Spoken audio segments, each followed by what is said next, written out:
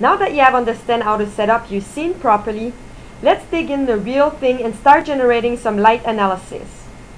Like I was explaining earlier, there's two options available to me. Either I place a light meter and analyze a specific section of my project, or I can place an image overlay and analyze the entire image. Let's start by placing a light meter.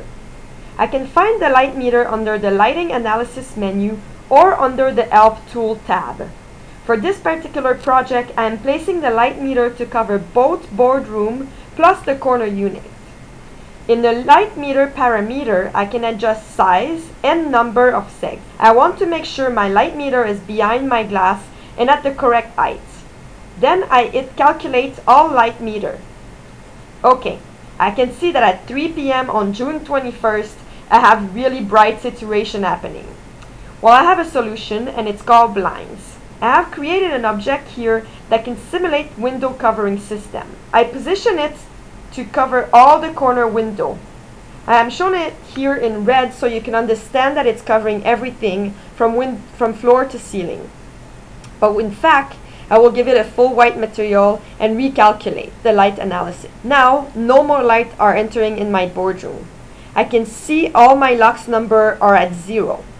What I'm trying to achieve here is to see if it's possible to have some sunlight enter my boardroom so I would not have to use artificial light and I would not have any glare.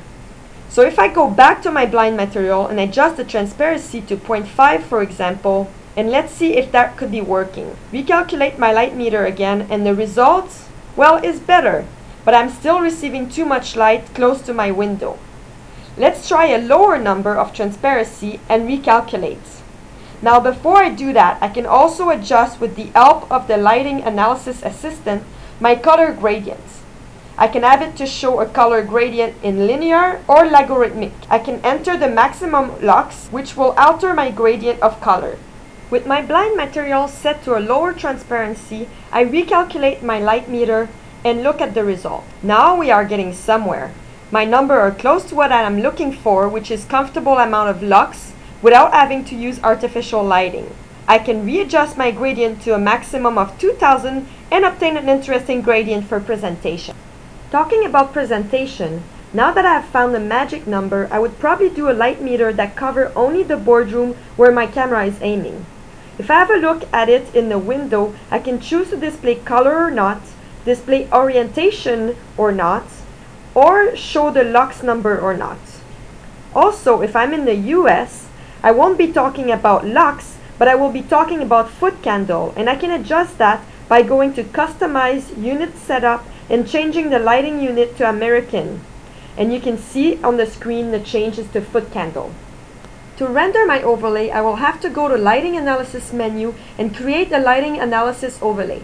I can either choose to render the number on the entire image or show the number from my light meter, then hit render.